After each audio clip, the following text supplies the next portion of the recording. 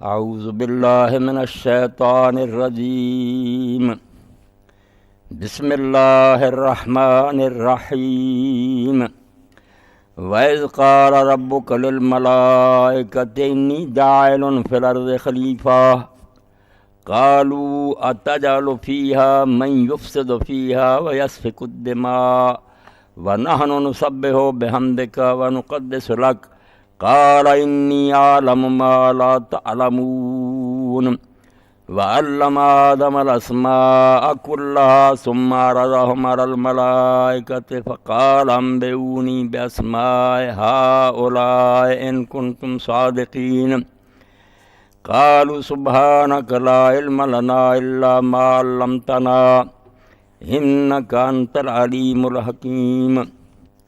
قَالَ يَا آدَمُ أَنبِئْهُم بِأَسْمَائِهِمْ فَلَمَّا أَنبَأَهُم بِأَسْمَائِهِمْ قَالَ أَلَمْ أَقُل لَّكُمْ إِنِّي أَعْلَمُ غَيْبَ السَّمَاوَاتِ وَالْأَرْضِ وَأَعْلَمُ مَا تُبْدُونَ وَمَا كُنتُمْ تَكْتُمُونَ وَإِذْ قُلْنَا لِلْمَلَائِكَةِ اسْجُدُوا لِآدَمَ فَسَجَدُوا إِلَّا إِبْلِيسَ أَبَىٰ وَاسْتَكْبَرَ وَكَانَ مِنَ الْكَافِرِينَ۔ قرآن مجید میں عظمت آدم کا جو بیان ہوا ہے کہ انسان کو اللہ تعالیٰ نے جو شان بخشی ہے اور اس کائنات میں اس کو جو مقام عطا کیا، یہ آپ کو کسی کتاب میں نہیں ملے گا۔ دنیا میں جو الہامی کتاب میں جس شکل میں بھی وہ پڑھ لیں، دانشوروں کا پڑھ لیں،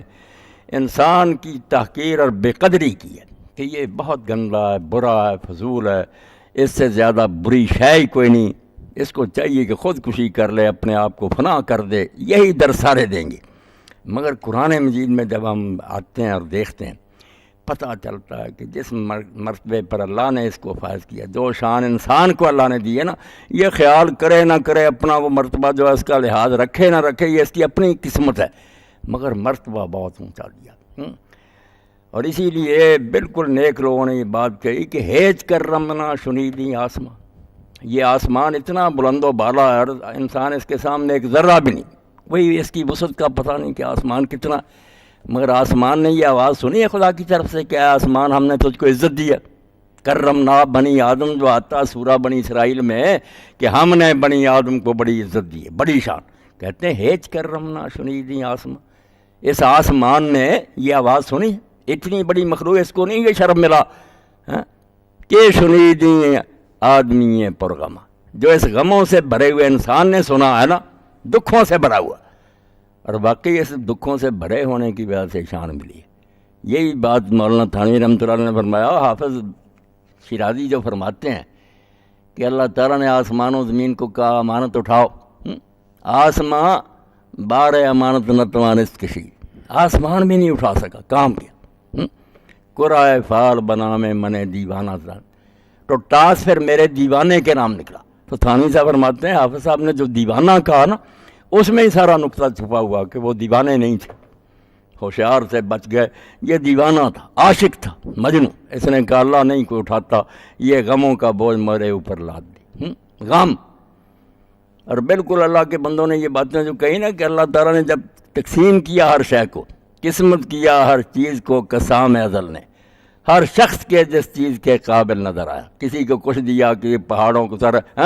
بلبل کو دیا نالا اور پروانے کو جلنا، غم ہم کو دیا سب سے جو مشکل نظر آیا۔ انسان نے غم اٹھایا، کوئی مخلوق غم نہیں، غموں سے بھرا ہوا، پریشانیاں، کبھی اولاد مر گئی، کبھی مال کا گھاٹا آ گیا، کبھی خود دکھوں میں پھنسا ہوا، غم اٹھایا اسے۔ اللہ نے اس پر کو خوش ہو کے پھر وہ خطاب دیے۔ یہاں ہندوستان میں خواجہ نظام الدین اولیاء رحمۃ اللہ علیہ کے دور میں ہوئے ہیں شیخ شرف الدین یحییٰ منیری، اکٹھے تھے بہار میں، انہوں نے میں نے مکتوبات میں یہ فرمایا، اور سید ابوالحسن ندوی رحمۃ اللہ نے یہ نقطہ بیان کیا کہ دیکھو شیخ کہاں تک پہنچا کہ قرآن کھنگال دیں، حدیث کھنگال دیں، کہیں اللہ نے نہیں کہا کہ میں جبریل سے محبت کرتا ہوں، اور عزتیں بہت دیں، محبت، یہ محبت کرنے کا لفظ کسی کے لیے نہیں بولا، جب آئے گا انسان کے لیے آئے گا کہ میں انسانوں سے متقیوں سے سارے محبت کرتا۔ محبت کا اسی کو مرتبہ ملا کیونکہ بیچارہ بہت بڑے امتحان میں مبتلا، چھوٹا امتحان نہیں جس میں اندر سے بھی نفس زور کرتا ہے، باہر سے معاشرے کا دباؤ ہے، ساری مجبوریاں، پھر گرتا پڑتا چلا جا رہا، اور ان مجبوریوں کی وجہ سے اللہ نے اس کے لیے آسانی رکھی کہ توبہ اور استغفار، معافی مانگتا جا، گرتا جا، اٹھتا جا۔ یہ نہیں میں کہتا کہ گرنا تو ہے ہی، تو نہیں بچ سکتا، مگر یہ نہ ہو کہ گر کر وہیں ڈیرا لگا لے، اٹھ دامن جاڑ اور پھر چل پڑ۔ اور اللہ خوش ہوتا ہے، ان اللہ یحب التواب، کہ جب یہ توبہ کرتا میں بہت پسند کرتا ہوں، بیچارہ گر گیا تھا اٹھ کھڑا ہو، استغفر اللہ اور اتوب پر جو خوش ہوتا ہے۔ رسول کریم علیہ السلام نے حدیث پاک میں کیسے یہ بات کی، ان حدیثوں کا یہ لوگ انکار کرتے ہیں جو موتیوں سے بھی زیادہ قیمتی۔ فرمایا جب بندہ توبہ کرتا تو حضور نے فرمایا جیسے کوئی مسافر ہو، اس کا سارا زادہ کھانا پانی کسی سواری پر ہو، وہ کسی درخت کے نیچے سو جائے، سواری پاس کھڑی تھی، جب اٹھا سواری کوئی نہیں، گم، اب بیابان ہے، وہاں نہ کھانا ہے نہ پانی نہ کوئی نہیں، اس نے سمجھ لیا کہ میں مر گیا، ختم ہو گیا۔ یہ گناہ گار انسان کی مثال، مگر ذرا اس نے دھیان کیا تو اونٹ کھڑا تھا پاس ہی، سامان اتنی خوشی ہوئی کہ وہ خوشی میں بے قابو ہو کر یہ نہیں کہتا کہ اللہ تو میرا رب ہے میں تیرا بندہ، کہنا تو یہ تھا، ایسا نکل گیا اس کے بعد اللہ تو میرا بندہ میں تیرا رب۔ حضور نے کہا ہوش ہی نہیں رہا، اتنی خوشی۔ تو فرمایا جتنی خوشی اس کو ہوتی ہے نا جس کا گم شدہ اونٹ مل گیا، اس سے زیادہ خوشی اللہ کو ہوتی ہے جب اس کا بندہ توبہ کرتا۔ یہ مرتبہ کسی کتاب میں نہیں بیان، اللہ کی قسم کوئی کتاب نہیں انسان کی یہ شان بیان کرتی جو قرآن بیان کرتی۔ تو مرد میدان تو میر لشکر، نوری حضوری تیرے سپاہی۔ اقبال کہتا ہے یہ سب فرشتے جنات اور مخلوق تیرے سپاہی ہیں، تو ہے مرد میدان سپہ سالار، کچھ قدر اپنی تو نے نہ جانی، یہ بے سوادی یہ کم نگاہ، مگر تیری مت مارے گی، تو اپنے آپ کو نہیں جانتا کہ میں اللہ کا خلیفہ اور نائب ہوں۔ تو اللہ تعالیٰ نے اسی بات کو واضح کرنے کے لیے کہ اپنے آپ کو پہچانو، تمہاری بڑی شان ہے، لاج رکھو اپنی، میں نے خلیفہ بنایا تھا اس کی کوئی قدر کرو، نہ خود بدنام ہو نہ مجھے کرو۔ وہ نہ ہو جو اقبال کہتے ہیں، انہوں نے برندانہ کہا نا، روز حساب جب میرا پیش ہو دفتر عمل، آپ بھی شرمسار ہو مجھ کو بھی شرمسار ہے، کر تو ایسے ہی رہنا کہ خود بھی شرمندہ ہوں گے۔ وہاں اگر ابلیس نے کہا کہ یہی تھا جس کو تو نے خلیفہ بنایا تھا، کیا لے کر آیا یہ، تو اللہ یاد دلاتا ہے کہ نہیں، خیال کرو کیا بنایا میں نے تم۔ اور یہ بھی آپ قرآن مجید میں دیکھیں، کسی مخلوق کے پیدا ہونے سے پہلے اللہ نے اعلان نہیں کیا، فرشتے بنے، زمین و آسمان بنے، کہیں آتا کہ پہلے لوگوں کے سامنے کہا کہ آج آ رہا کوئی نیا، نہیں، مہمان خصوصی آ رہا تھا، میر مجلس آ رہا تھا، محفل سج گئی، آسمان کھڑا ہو گیا، زمین دریا پہاڑ بہہ رہے تھے، سورج چاند آ رہے تھے، جانور گھوم رہے تھے، فصلیں اگ رہی تھی، ایک کا انتظار تھا، جیسے ساری رونقوں مگر آنے والا مہمان خصوصی، اللہ نے اس کا اعلان کیا قرآن پاک میں پہلے ہی، فرشتوں سے، مخلوق بھی جو مقرب ترین ہے، پاکیزہ، وَإِذْ قَالَ لِلْمَلَائِكَةِ وَإِذْ قَالَ رَبُّكَ لِلْمَلَائِكَةِ إِنِّي جَاعِلٌ فِي الْأَرْضِ خلیفہ، فرشتوں سے کہا کہ سن لو بہت کچھ میں نے بنایا، اب میری تخلیق کا ایک نیا ایڈیشن آ رہا، شاہکار، میں ایک نئی چیز بنانے لگا ہوں کہ زمین کی خلافت دوں گا اس کو، خلیفہ میرا نائب ہوگا۔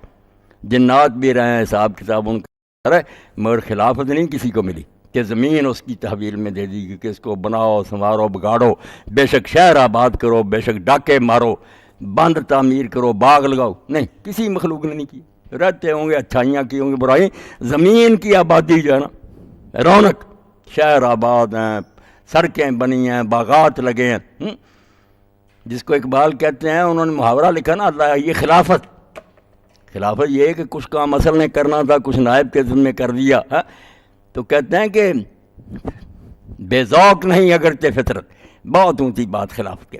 کہ اللہ بھی بے ذوق نہیں ہے، بہت اچھی چیزیں اس نے بنائی ہیں، مگر سارے کام وہ اپنے ہاتھ سے کر دیتا، خلیفہ پھر کیا کرتا؟ بے ذوق نہیں اگرچہ فطرت، جو اس سے نہ ہو سکا وہ تو کر، اس نے کام کچھ ادھورے چھوڑ دیے کہ میں نے بیج دے دیے، اب کھیتیاں اگانا تیرا کام ہے، بٹیں بناتا ہے، کھالے بناتا ہے، نہریں نکالتا ہے، رونق دے رہا، بیج ہیں ان کو پھولوں کی کیاری میں بوتا ہے، روسیں بناتا ہے، ہم کمپنی باغ میں جاتے خوش ہوتے ہیں، یار بڑی عمدہ کیاریاں مالی نے بنائی، تھوڑا کام اللہ نے کیا، باقی پھر اس کو کہا آگے تم کرو۔ تو اللہ نے خلیفہ بنایا کہ میں خلیفہ بنانے والا ہوں۔ اور دوسری جگہ بھی ہم جب پڑھتے ہیں، اللہ نے فرمایا وَإِذْ قَالَ رَبُّكَ لِلْمَلَائِكَةِ إِنِّي خَالِقٌ بَشَرًا مِّن صَلْصَالٍ مِّنْ حَمَإٍ مَّسْنُونٍ۔ یہ سورہ ہجر ہے۔ فرشتوں سے کہا تیرے رب نے کہ میں ایک بشر بنانے والا ہوں جو کھنکھناتی مٹی سے بنے گا، ٹھیکرا بن جائے گی، بجے گی، اور بناؤں گا بھی مِّنْ حَمَإٍ مَّسْنُونٍ، سیاہ رنگ کی مٹی، بدبودار خمیر، اس سے بناؤں گا۔ مگر ہوگا کیا؟ اگر کوئی یہ دیکھے گا مٹی سے بنا، خمیر سے بنا، دیکھتا رہے، یہ تو ظاہری بناوٹ ہے۔ فَإِذَا سَوَّيْتُهُ وَنَفَخْتُ فِيهِ مِن رُّوحِي فَقَعُوا لَهُ سَاجِدِينَ۔ ابھی نہ نام سکھائے، نہ کوئی مقابلہ ہو، کچھ بھی، پیدائش سے پہلے جب میں اس کو ٹھیک ٹھاک کر لوں اور اس میں اپنی روح پھونک دوں تو سب اس کے سامنے سجدے میں گر جانا۔ یہ پیدائش سے ہی پہلے کہ سجدہ کرنا اس کو، ہاں۔ تو فرمایا کہ تیرے رب نے اعلان کیا کہ میں زمین میں خلیفہ بنانے والا۔ اب اس پر بھی یہ پرویزی اور کئی دہریے کے اعتراض کرتے، کئی اچھے بھلے بھی کرتے ہیں، امام ابن تیمیہ جیسے اور علامہ البانی جیسے، کہ نہیں، اللہ کا خلیفہ تو نہیں ہو سکتا، خلیفہ تو اس کا ہوتا ہے جو مر جائے یا کہیں چلا جائے، اللہ تو موجود ہے، ہاں، اس کو خلیفہ کی کیا ضرورت؟ یہ غلطی لگی انہیں۔ نہیں، وہ خلیفہ جو ہے نا کہ کوئی غائب ہو جائے یا کوئی مر جائے یا ناکارہ ہو جائے، نہیں خود کام کر سکتا، وہ اور بات ہے۔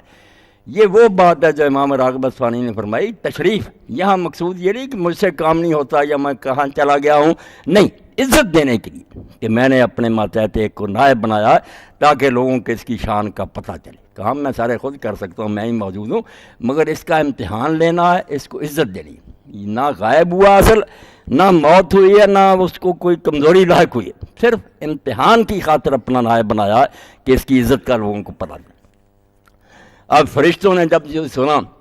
یہاں بھی لوگ سوال کرتے ہیں انہیں کیسے پتہ چلا خون خراب ہے؟ بھائی خلیفہ جو ہے یہ تو یہ اللہ تعالیٰ خلاصے کے طور بیان کرتا نا، ورنہ جب خلافت کا بیان ہوا تھا تو پورا لیکچر تھا نا کہ خلیفہ کیا ہوتا۔ زمین اس کے قبضہ میں ہوگی، اس کو اختیار ملیں گے، وہ چاہے گا تو اچھے کام کر سکے گا، چاہے گا تو برائیاں کر سکے گا، مختار ہوگا، اس کی آزمائش میں کروں گا۔ اس میں سارا خطرہ چھپا ہوا تھا کہ ایسی خود مختار مخلوق آ رہی ہے۔ فطرت لا شفت کے از خاک جہاں مجبور، خود گرے خود شکنے خود نگرے پیدا۔ کائنات کام کی کہ خلیفہ جو خود اپنے آپ کو بنائے گا، اپنے آپ کو چیک کرے گا، جب چی جائے گا اپنے آپ کو توڑ دے گا، جیسے چاہے بنائے سنوارے۔ اتنے اختیارات خلافت میں چھپے ہوئے تھے، جس کو سن کر انہوں نے کہا تجعل فیہا من یفسد فیہا ویسفک الدماء۔ ایسی مخلوق ہم نے تو یہی دیکھا کہ سارے جس کام میں لگے ہوئے ہیں، ایسا با اختیار کہ چاہے تو بغاوت کر دے اور چاہے فرما بردار ہے۔ اگر وہ خون ریزی کرنے لگا پھر کیا ہوگا؟ یہ خلافت کے لفظ میں سب چھپا ہوا، جس کے لیے کسی علم غیب کی ضرورت نہیں تھی، نہ جنوں کی طرف دیکھنے کی ضرورت تھی۔ خلافت خود دعائی دے رہی تھی کہ وہ مختار ہوگا، اس کی مرضی ہوگی، حکم مانے گا، چاہے گا تو نافرمانی بھی کر سکے گا۔ انہوں نے کہا اگر ایسا ہوگا، اور یہ بھی ایڈمنسٹریشن جب بتایا کہ زمین کا انتظام کرے گا، اس سے پتہ نہیں چلتا، حاکم ہوگا، رعیت ہوگی، رعیت نافرمانیاں کریں گی، سزائیں دے گا، جیلوں میں بند کرے گا، پھانسیوں میں لٹکائے گا، اور خود بھی چاہے گا تو برائیاں کر سکے گا۔ خلافت میں یہ سارا کچھ آ گیا تھا۔ کہا اللہ تو ایسی مخلوق بنانے لگا جو زمین میں خرابیاں کرے گی اور خون ریزیاں کرے گی۔ وَنَحْنُ نُسَبِّحُ بِحَمْدِكَ وَنُقَدِّسُ لَكَ۔ اب اس کو بھی کہتے ہیں لوگ کہ انہوں نے اپنے آپ کو پیش کیا کہ ہمارے اندر کوالیفیکیشن، ہمیں خلیفہ بنا۔ بالکل جھوٹی بات۔ اللہ نے ان سے کوئی مشورہ نہیں مانگا تھا، نہ وہ اللہ تعالیٰ کو بڑھ کر کوئی بات کہہ سکتے ہیں۔ ان بیچاروں کی کیا مجال تھی کہ وہ کہتے کہ ہمیں بنا؟ نہیں، یہ جو کہا انہوں نے، سوال جب کیا نا کہ ہماری سمجھ میں نہیں آیا کہ ایسی مخلوق بنانے کا کیا مقصد ہے جو چاہے گی تو فساد بھی کر سکے گی، تو ساتھ ہی ادب سے کہہ دیا وَنَحْنُ نُسَبِّحُ بِحَمْدِكَ، ہم پہلے ہی کہتے ہیں کہ تو پاک ہے۔ یہ ہمیں اطمینان ہے، ہمارا ایمان و یقین ہے کہ تو کوئی غلط کام نہیں کرتا۔ ہمارا یہ سوال یہ نہ سمجھا جائے کہ اعتراض ہے یا گستاخی، ہماری کیا مجال ہے؟ ہم مانتے ہیں کہ جو آپ نے کرنا ٹھیک کرنا، نسبح، ہم آپ کو بے عیب مانتے ہیں۔ دیکھیں کیسی پیاری بات کہتے ہیں، فرشتے اپنی کوالیفیکیشن دے رہے، کوالیفیکیشن نہیں معذرت کر رہے ہیں کہ ہماری اس بات کو بعد میں بھی کوئی آنے والا نادان یہ رنگ نہ دے دے کہ فرشتوں نے اللہ پر اعتراض کیا۔ نہیں، وَنَحْنُ نُسَبِّحُ، ہم تجھے بے عیب مانتے ہیں، اقرار کرتے ہیں کہ تو خوبیوں والا ہے، تیرے میں اندر کوئی غلطی نہیں، نہ تیرا کوئی کام غلط ہو سکتا۔ وَنُقَدِّسُ لَكَ، یہ بھی نہیں کہا وَنُقَدِّسُكَ، ہم تجھے پاک ٹھہراتے ہیں۔ یہ تو تکرار ہی ہو جاتی کہ نسبح بھی پاک مانتے ہیں، نہیں، نُقَدِّسُ لَكَ۔ قرطبی کہتے ہیں انہوں نے کہا کہ ہم عقیدہ بھی رکھتے ہیں کہ تو پاک ہے، وہ تثبیت تیری حمد بھی، ونقدس لک، اور ہم بھی تیری کبھی نافرمانی نہیں کرتے، ہر وقت تیرے حکم کے مطابق اپنے آپ کو پاک رکھتے، تیرے لیے ہم اپنے یعنی عملاً بھی تیری اطاعت کرتے، عقیدہ بھی ہمارا یہ ہے، اور ہر وقت تیرے حکم کے فرمان تیری خاطر اپنے آپ کو پاک رکھتے، کبھی غلط کام نہیں کرتی، مگر پتہ نہیں چلا، ہمیں سمجھ نہیں آئی۔ قال انی اعلم ما لا تعلم، اللہ ناراض نہیں ہے، یہ کہتے ڈانٹ نہیں، اللہ تعالیٰ نے بالکل یہ محبت سے کہا کہ واقعی تم سچے ہو، تمہارے سامنے پوری اسکیم نہیں آئی، آدھی بات تم، پھر نبی، صدیق اور شہید جنہوں نے دین کا علم اٹھانا قیامت تک، وہ بندوق استعمال کرنے کے سکھانے والے، کہ اختیار ہی نہیں دے رہا، اختیار کو استعمال کس طرح کرنا ہے، اس کے لیے ایک لمبا سلسلہ جو آج ہی پڑھا ہے رسالت، کہ یہ انتظام ہوگا، اور یہ وہ لوگ ہیں، زیارت کر کے لے لو ان کی، دیکھ لو، علم آدم الاسماء کلھا، یہ مقابلہ نہیں کرایا، آدم علیہ السلام کے بچوں کا تعارف کے آگے پھر فرشتوں کو بتایا کہ یہ پیدا ہونے والے، ہرایا نہیں انہیں، نہ کوئی یہ ٹیسٹ تھا، وعلم آدم الاسماء کلھا۔ رسول کریم علیہ السلام نے تفصیل سے بتایا کہ جب نکالا تو داؤد علیہ السلام کا چہرہ سب سے زیادہ چمکتا تھا، سب سے زیادہ روشن تھا، ہاں؟ اللہ پاک نے وعلم آدم الاسماء کلھا، جو مجددین مصلحین نبی ولی ہونے والے تھے، کہا خود نہیں نیک رہیں گے، لوگوں کو نیک رکھنے والے بھی ساتھ ہوں گے، نام بتائے، ثم عرض امر الملائکۃ، یہی حوالہ انہوں نے دیا کہ ٹھیک ہے عربی کے مطابق ہیرا پھیری ہو سکے، مگر جب صاف ہے ہا ہم اسمائہم بے اسمائہم، ساری ضمیریں ذویل عقول کی، بے جان کی نہیں ہیں، عقل والوں کی، اور وہ سامنے کھڑے کیے، فرشتے جو ہیں ان کے نام بھی ہوتے تو وہ اپنے تو بتا دیتے کہ ہمارے یہ نام نہیں، اللہ پاک نے نام سکھائے، ثم عرضہم علی الملائکہ، پھر وہ جن کے نام تھے نا وہ فرشتوں کے سامنے کھڑے کر دیے، فقال انبئونی باسماء ہؤلاء ان کنتم صادقین، الفاظ دیکھ لو کہ ان کے نام ذرا بتاؤ اگر تم سچے ہو، اگر تمہاری وہ بات ٹھیک ہے کہ یہ فساد کریں گے، خون ریزیں، ان کے نام ذرا بتاؤ، ادھر کیوں نہیں تمہارا ذہن گیا کہ اگر فساد کرنے والے پیدا ہوں گے بالکل ٹھیک ہے، وہ خطرہ ہے، مگر یہ دوسری سائڈ نہیں تم نے دیکھی کہ وہ بھی ہوں گے جو اختیار کے باوجود خود بھی نیک رہیں گے اور دوسروں کو بھی نیک رکھنے کی کوشش کریں گے، اگر تم سچے ذرا ان کے نام بتاؤ نا، یہ نیک جو دکھا دیے اللہ نے کہ برے ہی نہیں پیدا ہوں گے، یہ بھی پیدا ہوں گے، یہ بھی کوئی شرمندہ کرنے کے لیے نہیں، صرف کہ ایک ہی پہلو تم نے سوچا کہ اختیار کے باوجود یہ بگڑ جائیں گے، مگر یہ نہیں سوچا کہ کئی مصلح بھی ہوں گے، خود بھی نیک ہوں گے اور اپنی جانیں قربان کر کے دین کی حفاظت کریں گے، ان کے ذرا نام، یہ ان کا کہنا بھی جو ہے باسماء، بڑی عزت کی بات، ان کے جیسے چوٹی کا کوئی آدمی نا ان کا ذرا ذکر کرے نا، ایسے ہی اللہ نے کہا کہ ان کا بتاؤ اگر تم سچے ہو،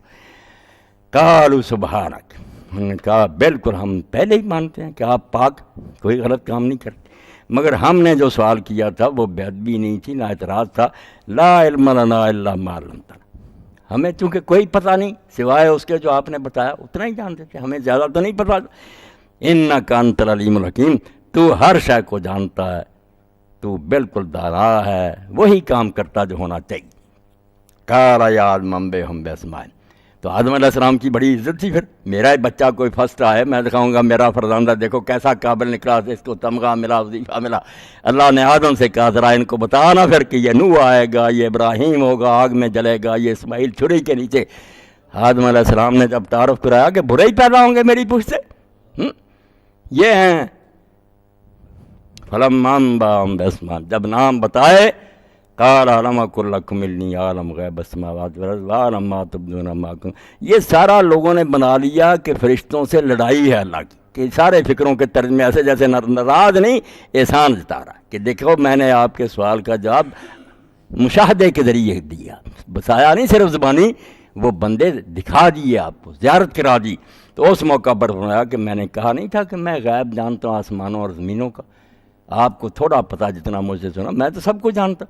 وَأَعْلَمُ مَا تُبْدُونَ وَمَا كُنتُمْ تَكْتُمُونَ، میں وہ بھی جانتا ہوں جو تم ظاہر کرتے اور جو تم چھپاتے تھے اس کو بھی جانتا۔ اب یہ لوگ اس کے پیچھے پڑ گئے کہ فرشتے کیا چھپاتے تھے، کچھ نے کہا فرشتوں کی بات نہیں، ابلیس ان میں چھپا ہوا تھا، وہ کہتا تھا کہ یہ کیا آدم میں اس سے بڑا ہوں، اس کے دل میں تکبر چھپا ہوا تھا، اللہ نے اس کی طرف اشارہ کیا، اس کی تو بات ہی نہیں، بات تو فرشتوں کی ہو رہی ہے، تو اس کہتے ہیں نہیں فرشتوں نے اپنے ذہن میں کہا اللہ ان کو بنا رہا ہے، اس سے تو ہم زیادہ قابل ہے، نہیں یہ بھی کوئی تکبر کی بات انہوں نے نہیں سوچی، بس وہ جو تھا نا کہ سوال اس کا ظاہر تو تھا اعتراض،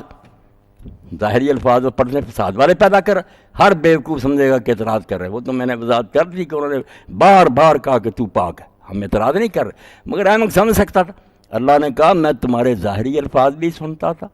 کہ جو دل میں تمہاری نیت تھی نا کہ تم سمجھنا چاہتے تھے کہ پوری اسکیم کیا، میں اس سے بھی واقف تھا، اس لیے میں نے دیکھو